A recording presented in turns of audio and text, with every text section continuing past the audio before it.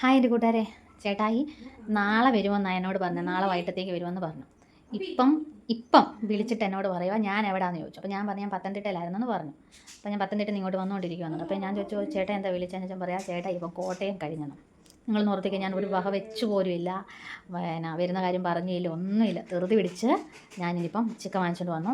ഞാൻ ഓർത്തു കപ്പ വേവിച്ചും പിള്ളേർക്ക് ബിരിയാണിയും കൂടെ ഉണ്ടാക്കാമെന്ന് ഓർത്തു. ഒന്നും പറയണ്ട, ഭയങ്കര ഒരു ഇതായിരുന്നു. പറയാതെ പോലും ഞാൻ എന്താ പറയാമെന്ന് പറഞ്ഞാൽ ഞാൻ ഇന്നലെ കയറിയതാണ്. കേൾക്കണേ, ഇവിടെ വരുമ്പോൾ അറിഞ്ഞാൽ മതി എന്നും പറഞ്ഞാണ് ഇപ്പോൾ വരുന്നത്. ചേട്ടായി വരുവാ കേട്ടോ. ഞാൻ ചേട്ടായി വിളിച്ചുകൊണ്ട് വരട്ടെ കേട്ടോ. വന്നപ്പോഴത്തേക്ക് അതിനോട് പറഞ്ഞേ കോട്ടയം എടുക്കാറായപ്പോഴതിനോട് പറഞ്ഞേ ഇന്നാ വരുന്നേന്ന്. പോയി വെച്ചിട്ട് വരട്ടെ. നാണമില്ലാതെ കണ്ടോ, പറഞ്ഞിട്ടിട്ട് 1 മാസം ആയതോളൂ. പിന്നെ വന്നു കേട്ടോ. അപ്പുറത്തിരുന്ന് അച്ഛൻ്റെ ചിരിയുണ്ട്. അപ്പുറത്തിരുന്ന് അച്ഛൻ ഇരുന്ന് ചിരിക്കുവാ കണ്ടോ. ചേട്ടാ വന്നതിൻ്റെ സ്നേഹപ്രകടനം. എൻ്റെ പട്ടി കിടന്ന് കളിക്കുന്നുണ്ടോ, ഭയങ്കര ബഹളം. പട്ടി കിടന്നു പറയാതെ വന്ന വിശന്ന് പരവേശം എടുക്കുവാന്ന്. ഒന്നും കഴിച്ചില്ല, ഇന്നലെ ഇറങ്ങിയതാന്ന്. പരവേശം എടുക്കുവാന്ന് പറഞ്ഞു വിശന്നിട്ട്. അബിക്ക് പടം വരയ്ക്കുന്നതിന് അച്ഛ ഒരു ഫയല് കൊണ്ടുവന്നിട്ടുണ്ട്. അച്ഛൻ വന്നതിൻ്റെ സന്തോഷം കണ്ടോ. അവന് മറ്റേ അവൻ്റെ പടം വരയ്ക്കുന്ന സാധനങ്ങളെല്ലാം ഇടാൻ വേണ്ടി ഒരു ഫയൽ കൊണ്ടുവന്നു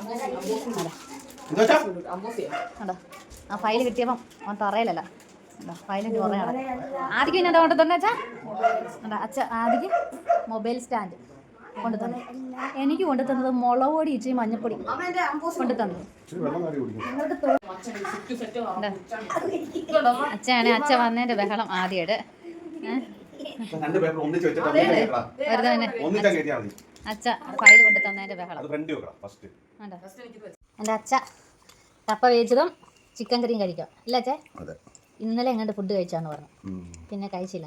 അപ്പം ഞാൻ അച്ഛക്ക് ഏറ്റവും ഇഷ്ടമാട്ടോ കേട്ടോ കപ്പ വേവിച്ചത്. അതുകൊണ്ട് കഴിക്കാം. Tata bye.